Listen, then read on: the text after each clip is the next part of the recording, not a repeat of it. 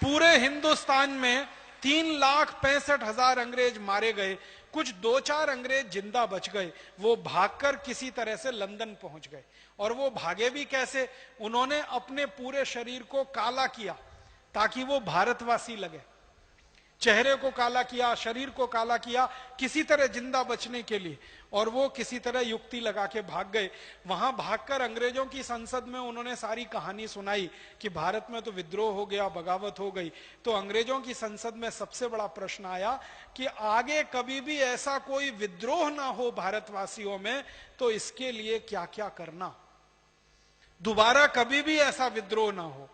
तो कई अंग्रेजों ने अपने प्रधानमंत्री को कहा, जो उस समय इंग्लैंड का प्राइम मिनिस्टर था, उसको पूछा गया कि क्या क्या करना फिर इसके लिए।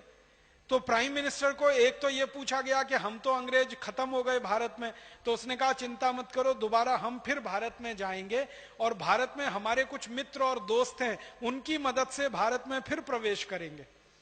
तो उनके मित्र और दोस्त कौन? हमारे लिए जो गद्दार, वो अंग्रेजों के मित्र और दोस्त। आपको मालूम है इस हिंदुस्तान में अंग्रेजों ने कई परिवारों को राय बहादुर की पदवियां दे रखी थी। ये सारे के सारे राय बहादुर देश के गद्दार साबित हुए। सर भी देते थे, सर की पदवी, राय बहादुर की पदवी, नाइटहुड की पदवी, ये पदवियां लेने वाले सारे खानदान गद्दार निकले। उन्होंने अंग्रेजों की भरपूर मदद की। सबसे बड़ा परिवार जिसने अंग्रेजों की मदद की 1857 की बगावत के बाद, पटियाला का परिवार, जो आज भी जिंदा है। और उसी परिवार का एक आदमी मुख्यमंत्री बनता रहता है पंजाब का। बहुत शर्म आती है मुझे पटियाला वालों को ये कहते हुए, हमारे कुछ मित्र बैठे हैं यहां पटियाला के। पटियाला के नवाब खानदान ने, राजा खानदान ने 1857 की क्रांति के बाद क्रांतिकारियों की मदद नहीं की, अंग्रेजों की मदद की। और उन्होंने एक पत्र भेजा जिसकी फोटोकॉपी कभी भी मैं पूरे देश को दिखाऊंगा। उस पत्र में उन्होंने लिखा कि आप चिंता मत करिए, अंग्रेजों को कहा आप चिंता मत करिए, वापस भारत में आइए, मैं आपको 20,000 सैनिक दूंगा और 20 करोड़ स्वर्ण मुद्राएं दूंगा, आप फिर भारत में आकर अपना राज्य स्थापित करिए। तो पटियाला के नवाब के कहने पर अंग्रेज आ गए। इसी तरह जींद का एक नवाब था, हरियाणा में जींद राज्य था, वहां के नवाब ने अंग्रेजों की मदद की। फिर ग्वालियर का ये जो खानदान है, सिंधिया खानदान, इसने अंग्रेजों की मदद की। ऐसे भारत में एक सालार जंग खानदान है वहां का, हैदराबाद का, जिसको निजाम कहते थे हैदराबाद का, उसने मदद। ऐसे 10-12 बड़े परिवार थे जिन्होंने करोड़ों स्वर्ण मुद्राएं अंग्रेजों को दी और अपने सैनिक भी दिए लड़ने को। तो उनकी मदद से अंग्रेजों ने वापस हिंदुस्तान में प्रवेश किया और क्रांतिकारियों का कत्लेआम किया। फिर 1 सितंबर 1857 से लेकर 1 नवंबर 1858 तक हिंदुस्तान के करीब करीब 7.5 लाख से ज्यादा क्रांतिकारियों को अंग्रेजों ने कत्ल कर दिया। और कैसे कत्ल किया? एक बिठूर नाम का छोटा सा शहर है कानपुर के नजदीक, वहां के 2 बड़े क्रांतिकारी थे इस देश में, नाना साहब पेशवा और तात्या टोपे। ये दोनों क्रांतिकारियों के शहर के 24,000 लोगों को गोली से मार दिया या तलवार के मौत की घाट उतार दिया अंग्रेजों ने। 3 महीने के छोटे बच्चे से लेकर 90 साल के बुजुर्ग तक सबको खत्म कर दिया अंग्रेजों ने।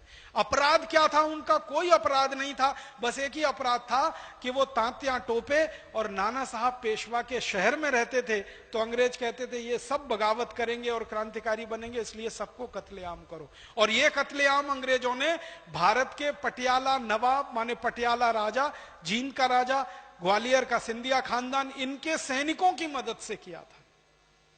और ये सारे कत्लेआम पूरे देश में हुए। अंग्रेजों की सरकार फिर स्थापित हो गई। फिर अंग्रेजों की सरकार जब स्थापित हुई तो क्वीन विक्टोरिया ने एक ऐलान किया। 1 नवंबर 1858 को वो ऐलान भारत के बड़े बड़े अखबारों में छपा। उस जमाने में अंग्रेजी कोई अखबार निकलते थे, उनमें छपा। उस ऐलान में कहा गया कि आज के बाद भारत में कंपनी की सरकार नहीं चलेगी, कानून की सरकार चलेगी। माने 1 नवंबर 1858 तक कंपनी की सरकार चलती थी। कंपनी माने ईस्ट इंडिया कंपनी। फिर कानून की सरकार चलेगी, लेकिन वो कानून कौन बनाएगा? वो कानून अंग्रेजों की संसद बनाएगी, ब्रिटिश पार्लियामेंट बनाएगी और उसके आधार पर यह देश चलाया जाएगा। अब ब्रिटिश पार्लियामेंट में कानून बनाने के लिए बहस क्या हुई? ब्रिटिश पार्लियामेंट में बहस यह हुई कि कानून ऐसे बनाए जाने चाहिए कि सारे भारतवासी कभी भी दोबारा से खड़े ना हो सकें और अंग्रेजों के खिलाफ बगावत ना कर सकें। तो सबसे पहला कानून मानते हैं क्या आया? सबसे पहला कानून, आपको हैरानी होगी जानकर, अंग्रेजों के खिलाफ जो बगावत हुई थी वो सशस्त्र बगावत थी, उसमें हथियारों का इस्तेमाल हुआ था। अंग्रेजों ने सबसे पहला कानून बनाया कि भारत में हथियार वही रख सकेगा जिसके पास लाइसेंस होगा, लाइसेंस जिसके पास नहीं होगा वो हथियार रखने का अधिकारी नहीं होगा। तो अंग्रेजों ने क्या किया? लाइसेंसिंग ऑफ आर्म्स एक्ट, ये पहला कानून बनाया। और इस कानून के आधार पर क्या किया गया? घर घर की तलाशियां ली गई, किसके घर में बंदूक है, किसके घर में हसिया है, छुरा है, चाकू है, क्या क्या हथियार है, वो सब अंग्रेजों ने छीन लिए, क्योंकि अंग्रेजों को डर था इन्हीं हथियारों की मदद से भारतवासी दोबारा फिर बगावत कर सकते हैं। तो सबसे पहले उन्होंने लाइसेंसिंग ऑफ आर्म्स एक्ट बना के हथियार छीनने का कानून बनाया। और एक बार भारतवासियों के हथियार छिन गए तो भारतवासी कमजोर हो गए, और वो कमजोरी इतनी भारी पड़ी कि अगले 90 साल तक फिर अंग्रेजों की गुलामी हमें सहन करनी पड़ी। ये एक कानून बनाया उन्होंने। ये कानून दुर्भाग्य से आजादी के 62 साल के बाद भी अभी चल रहा है इस देश में। मालूम है, हथियार वही रख सकता है जिसके पास लाइसेंस हो सकता है, और लाइसेंस देने का काम सरकार करती है।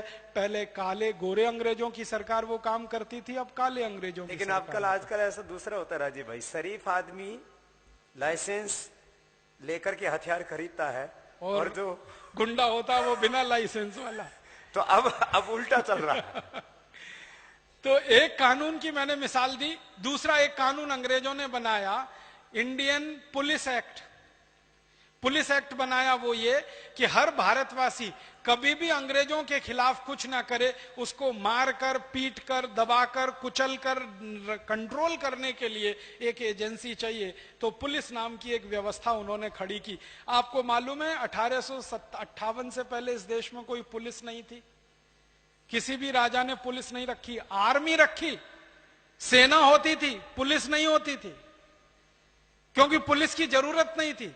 अपने ही लोगों को मारना, पीटना, दबाना, धमकाना ये कौन करता है? कोई राजा अपनी प्रजा को ये अत्याचार करेगा? लेकिन अंग्रेजों ने पुलिस बनाई जिसका नाम रखा इंडियन पुलिस एक्ट। और उसमें जो आधार दिया वो ये कि हर पुलिस वाले को राइट टू ऑफेंस होगा, किसी भी भारतीय नागरिक को राइट टू डिफेंस नहीं होगा। माने कोई भी अंग्रेज पुलिस अधिकारी किसी भी दिन गला पकड़ के आपको लाठी से मारने लगे तो आपको लाठी पकड़ने का भी अधिकार नहीं होगा, आप सिर्फ पिटते रहिए। और अगर उस पुलिस अधिकारी की लाठी आपने पकड़ ली अपना डिफेंस करने के लिए तो केस आपके खिलाफ बनेगा कि अंग्रेज अधिकारी को ड्यूटी करने से आपने रोका। जानते हैं आप, यही राइट टू ऑफेंस वाला कानून, इंडियन पुलिस एक्ट वाला, आजादी के 62 साल के बाद भी अभी भी चल रहा है। अंग्रेजों ने ऐसे ही एक कानून बनाया, इंडियन सिविल सर्विसेज एक्ट। हमारे यहाँ ग्राम पंचायतें होती है ना, पहले वो काम करती थी। सरपंच होता था, गांव का प्रमुख होता था, पंचायत उसके साथ काम करती थी। जो जो काम ग्राम पंचायत करती थी, कभी जरूरत पड़े तो टैक्स लगाना, जरूरत पड़े तो उसको गांव के विकास के लिए खर्च करना, वो सारे अधिकार छीन कर एक कलेक्टर को दे दिए गए। और उस पोस्ट को डीएम कहते हैं, डिस्ट्रिक्ट मजिस्ट्रेट कहते हैं, कलेक्टर कहते हैं। और ये जिस कानून के तहत हुआ वो इंडियन सिविल सर्विसेज एक्ट, वो कानून वैसे का वैसा ही चल रहा है।